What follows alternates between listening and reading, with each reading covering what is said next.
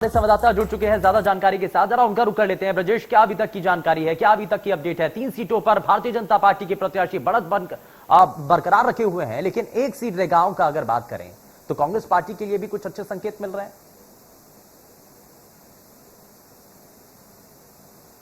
बिल्कुल, देखिए जोबट की बात करें तो जोबट से बीजेपी की जो प्रत्याशी हैं उनकी लगभग जीत तय हो गई है। आधिकारिक घोषणा बाकी है, काउंटिंग पूरी हो चुकी है। 6,500 वोटों से सुलोचना रावत जो है वो लगभग जीत गई हैं। और अगर पृथ्वीपुर की बात करें तो पृथ्वीपुर में भी 10,500 वोटों से बीजेपी के शिशुपाल यादव आगे चल रहे हैं।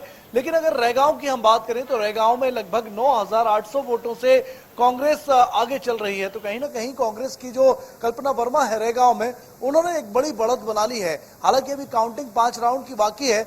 सबसे पहले जो काउंटिंग पूरी हुई है, हालांकि 22 राउंड की काउंटिंग थी जोबट में, लेकिन 6 प्रत्याशी यानी सबसे कम प्रत्याशी जोबट में होने की वजह से जल्द रिजल्ट आ गए। और यहाँ पर जो प्रत्याशी है बीजेपी की, वो 6,500 वोटों से जीती हैं। अगर हम खंडवा लोकसभा की बात करें तो अलग अलग विधानसभा क्षेत्र की अलग अलग काउंटिंग जो हो रही है उसके लगातार रुझान सामने आ रहे हैं। लेकिन ओवरऑल खंडवा की अगर बात करें, हम 8 विधानसभा सीटों का टोटल रुझान मिला के बात करें तो 43,000 की लीड खंडवा से बीजेपी के कैंडिडेट ज्ञानेश्वर पाटिल ने बना ली है। तो कहीं ना कहीं एक सीट पर अब बीजेपी जीत चुकी है, 2 सीटों पर बीजेपी बड़ी बढ़त बनाए हुए है, 1 सीट पर कांग्रेस आगे चल रही है। जी बिल्कुल, इसमें लेकिन ब्रजेश, जो अभी तक के संकेत हैं, जो रुझान मिल रहे हैं, उसके मुताबिक तो हालांकि भारतीय जनता पार्टी के नेता कार्यकर्ता अभी तक तो खुशी का माहौल उनके लिए भी है, क्योंकि अच्छे संकेत अभी तक रुझानों में उनको मिल रहे हैं। लेकिन जोबट में जिस तरीके से भारतीय जनता पार्टी की जो प्रत्याशी हैं वो जीत की तरफ अग्रसर हैं, आधिकारिक घोषणा होना अभी सिर्फ रह गया है। लेकिन ये बार बार कहा जा रहा था कि आदिवासी तबका जो कि भारतीय जनता पार्टी से छिटक रहा है, अलग हो रहा है। हालांकि इसको लेकर के मुख्यमंत्री शिवराज सिंह चौहान की तरफ से भी स्टेटमेंट दिया गया। उन्होंने कहा कि ये इस उपचुनाव के नतीजे बताते हैं कि आज भी आदिवासी वर्ग सरकार के साथ खड़ा हुआ है। तो यानी कि ये जो कार्यकाल रहा है सरकार का, उससे जनता खुश है। कुछ इस तरीके के संकेत भी हैं क्या, ये माना जाए?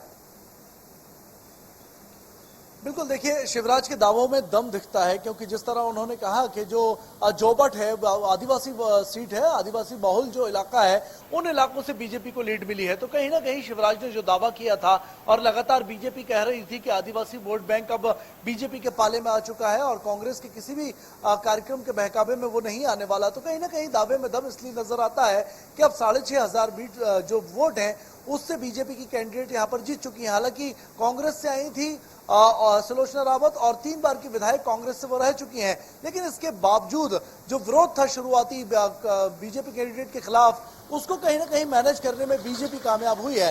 साथ ही आदिवासियों का जो आपने सवाल पूछा, आदिवासी वोट बैंक जो है बीजेपी के फेवर में नजर आया है, और यही वजह है। हालांकि बहुत ज्यादा फर्क नहीं रहा, लेकिन 6,500 की लीड जो है वो काफी है, और 6,500 की लीड से अब बीजेपी वहां जीत चुकी है।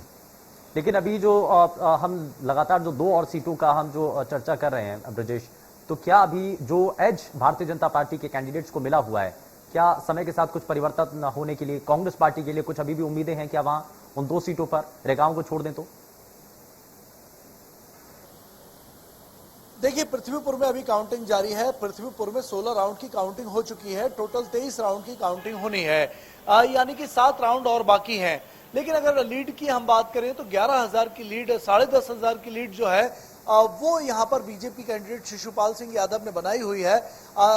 कोई जो 6 राउंड की काउंटिंग होनी है उसमें कोई बड़ा फेरबदल होने की संभावना नहीं है, क्योंकि जो भी काउंटिंग हुई है, जहां की भी ईवीएम खुली है और उनकी काउंटिंग हुई है, शुरू से ही भारी नजर आई है बीजेपी पृथ्वीपुर में। और लगता नहीं है कि कोई बड़ा चमत्कार अब कांग्रेस जो है वो पृथ्वीपुर में करेगी। रही बात कांग्रेस की, तो पृथ्वीपुर के उलट कांग्रेस की स्थिति रैगांव में है। लगातार 6ठे राउंड से कांग्रेस लीड में है रैगांव में, और वहां पर भी अब बीजेपी ने भी उम्मीदें छोड़ दी हैं कि कोई बड़ा उलटफेर होगा, क्योंकि कांग्रेस के जो परंपरागत वोट बैंक है उनके इलाके की ही अभी काउंटिंग होनी बाकी है। तो ये लीड जो कांग्रेस की है वो कुछ और बढ़ सकती है, लेकिन बीजेपी को यहां से वोट मिलने की अब उम्मीद कम है। हालांकि जो खंडवा लोकसभा है वहां बीजेपी का क्लियर माइंडेड है, बीजेपी जो है लगातार बड़ी लीड में है और बड़े अंतर से चुनाव। बिल्कुल, जाहिर तौर पर ये कई संकेत हैं। 70 साल में हम पहले केवल 2 बार जीते थे, और पिछली बार लोकसभा के चुनाव में भी 18,000 वोटों से पीछे थे। वहां भारतीय जनता पार्टी ऐतिहासिक विजय प्राप्त कर रही है। वो विजय जोबट अकेले की विजय नहीं है, वो जनजाति भाई और बहनों का भारतीय जनता पार्टी के प्रति पैदा हुआ विश्वास है। जो काम हम लोग कर रहे हैं जनजाति भाई बहनों के लिए, उस काम पर मोहर है।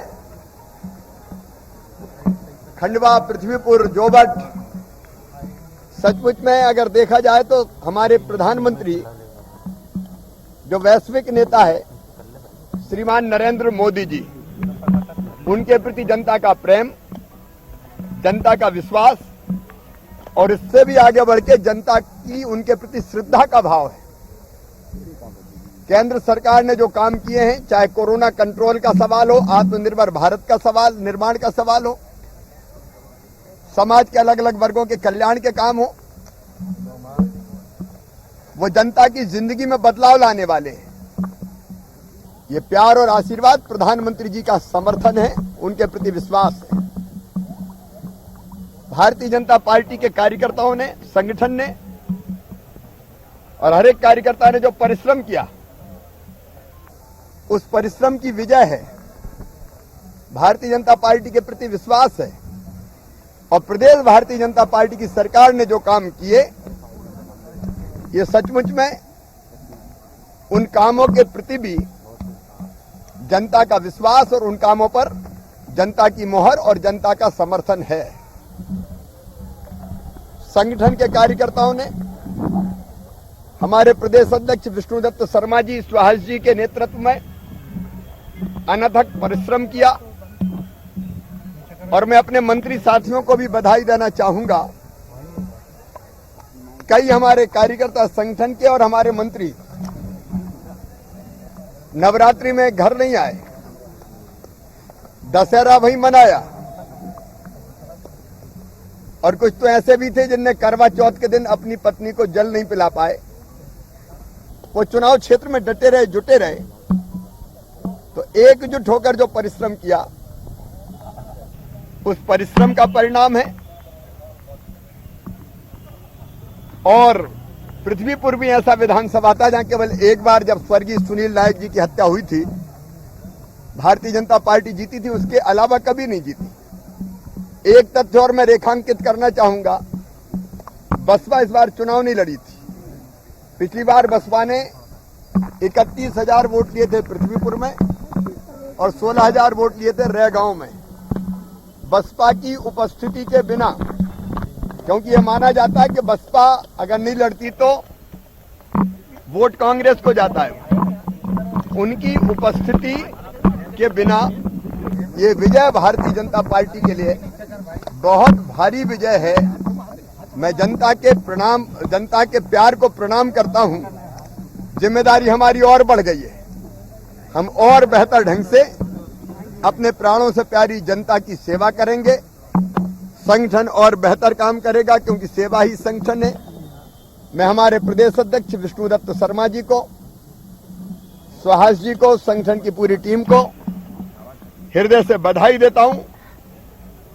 कार्यकर्ता जिन्होंने पसीना बहाया है, मंत्री सहित, क्योंकि वो भी कार्यकर्ता है, उनको भी बधाई देता हूं। और हम विनम्रता के साथ ये विजय स्वीकार करके जनता की सेवा का जो हमारा संकल्प और उसको तेजी से आगे बढ़ाएंगे। सबसे बड़ा आभार तो जनता के प्रति, मध्य प्रदेश की जनता को हम प्रणाम करते हैं, आभार प्रकट करते हैं और यही संकल्प व्यक्त करते हैं कि इस विश्वास को कभी टूटने नहीं देंगे। कमलनाथ कहेगा ईवीएम अब अध्यक्ष जी बोलेंगे। हार के बाद ईवीएम आ जाती है। अरे यहाँ 4 चुनाव हुए, 3 में हम लोग स्पष्ट रूप से बढ़ रहे हैं, 1 में अभी हम पूछे, पूरे परिणाम नहीं आए। लेकिन जब कांग्रेस जीत जाती तो ईवीएम में कोई दोष नहीं होता, और हारते हैं तो सबसे पहले ईवीएम पे दोष लगाते हैं। उनको सच्चाई स्वीकार करनी चाहिए। सर, आज धनतेरस के दिन बीजेपी की दिवाली हो गई।